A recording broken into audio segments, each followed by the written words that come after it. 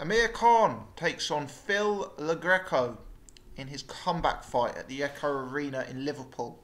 The fight will take place on the 21st of April 2018. Phil Greco, listed on BoxRec as a 33-year-old Canadian super welterweight. Now, I think of him as a welterweight. I guess he's best known for his losses to the likes of Sean Porter and Errol Spence, who typically campaign in that weight division. But BoxRec have him as a super welterweight. Presumably he stepped up a weight class for one of his more recent fights or fought something at a catch weight. They have him as the 99th best super welterweight globally and the 7th best super welterweight in Canada, for what it tells you. Greco's record is 28-3. Of his 28 wins, 15 have come by way of KO, and he's been stopped once. So Greco went the distance in 2013 with Sean Porter in his first loss. He was then stopped by Errol Spence Jr. by TKO in 2015, and he suffered a loss to Joseph Elegele in 2016, who was 15-2. So look, he's a guy who really doesn't have too many notable wins on his record.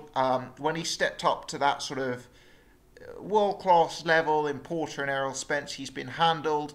But, you know, there's something to be said for him. Going the distance with Sean Porter adds a level of credibility, certainly. He put in a relatively spirited performance against Errol Spence. If I recall, I think he got stopped in the 3rd or 4th round, something like that.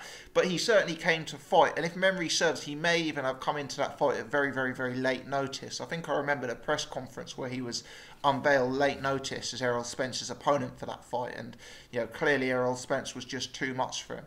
But he's Amir Khan's comeback opponent. And I guess he's the right sort of level between being a name that people in boxing will recognise, and certainly a name who's been in with bigger names such as Errol Spence and Sean Porter, but probably not someone you would take to beat Amir Khan. You know, before watching this video, I've had another look back at the Errol Spence fight. I've actually had another look at 1 or 2 of his other fights on YouTube as well. And when I say a look, I mean I've watched 2 or 3 rounds here, 2 or 3 rounds there. I'm not saying I've watched this guy chapter and verse. I would say he likes to box on the outside. He likes to throw a jab, long jab to the body. He's got a tendency, which I don't like, of kind of leaning into his jabs. Often they'll fall up short and he'll kind of overextend the jab. So he'll kind of throw the jab and he'll kind of almost twist into it and lean forward, you know, to try and make it connect, which leave himself a little bit exposed for me.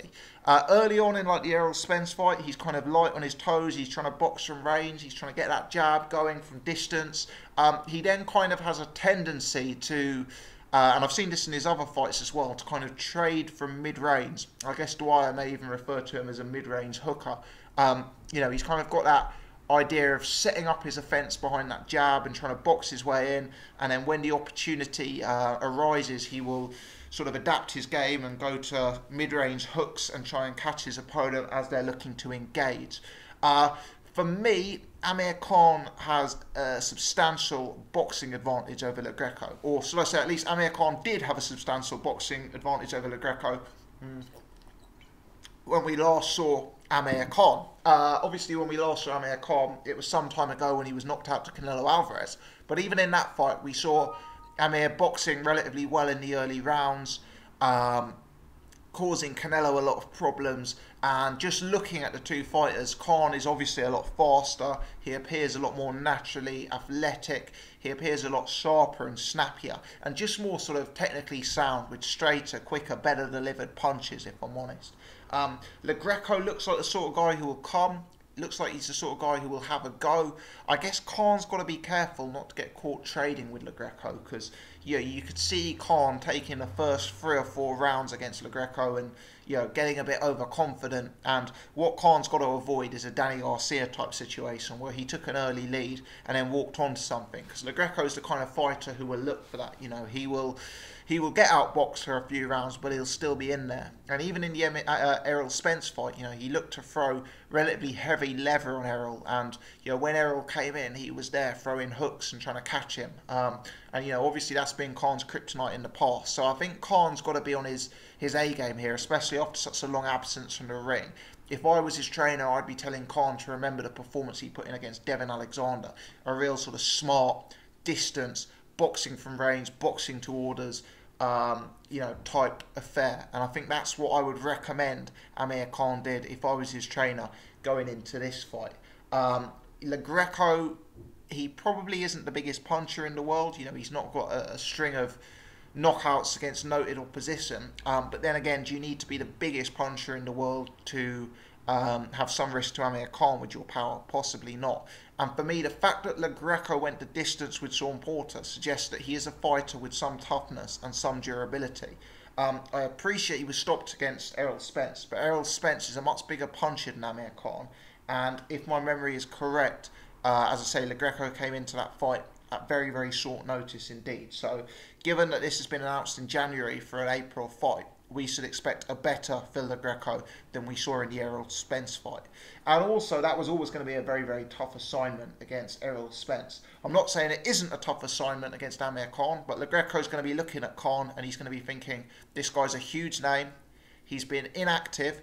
He's been out of the ring for a long time. His last fight was a heavy knockout loss, and he spent his time doing reality TV shows and appearing on, daytime chat shows subsequently. So Greco is going to be looking at him as someone who can be, a meal ticket to the big time. So Khan's going to have to be on his A game. He's going to have to be sensible.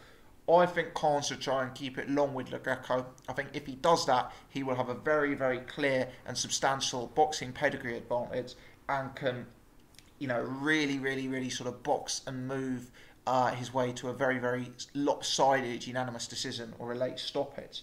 I think he's got to be careful about being overeager for the stoppage. He's got to be careful about being overconfident, and he's got to be cognizant of the fact that Greco did go the distance with Sean Porter, and Greco is the kind of guy who, whilst he will try and box and feel his way out from range, when you move in on him, he is there inside the pocket, ready to time you and ready to catch you with a short punch. I think the odds of Greco beating Amir Khan are long. I don't view Greco as a substantial risk. I view it as a good calculated risk from Team Khan or Team Matchroom, whoever it is who's been making this fight. But let's see. Greco looks like a guy who can talk. Understand there's been some social media beef between the two, which we typically associate with Matchroom shows these days. So perhaps there'll be a spicy build-up to this fight. Perhaps, we'll see a bit of beef, as the phrase goes. And we'll be all very excited by the time the fight comes around. I think it's relatively sensible matchmaking. I think it's the right sort of level for a comeback fight, in that people aren't going to slate it. People aren't going to say Greco is terrible. But at the same time, he probably is just the sort of level that isn't too much of a risk. I think the problem with Amir Khan is because Amir Khan is a fighter with his frailties. When people were talking guys like Sammy Vasquez or Adrian Broner for a comeback fight, or Lamont Peterson, I'm thinking, yeah, Khan may start as a marginal favourite over those guys, but those are fights that Khan could easily lose. And I think you've got to be aware of that with Amir Khan, is that there are big fights out there for him, but he's perhaps not the kind of fighter you want to gradually step up. He's almost like a David Price type fighter. You want to match him at a level that he can win at comfortably, and then you want to chuck him into a big fight. If you're kind of putting him in at that sort of top 20, top 25 level, you're not counting your money with Amir Khan. He is a guy with his risk factors attached, let's put it that way. But anyway, Khan's making his return. It's been a long time. I think we as fans will give him this as a comeback. It may not be the best fight in the world. If Khan boxes to orders, he should make it relatively easy work. But it's good to have Khan back. He's clearly one of the biggest names in British boxing. He's a huge celebrity over here.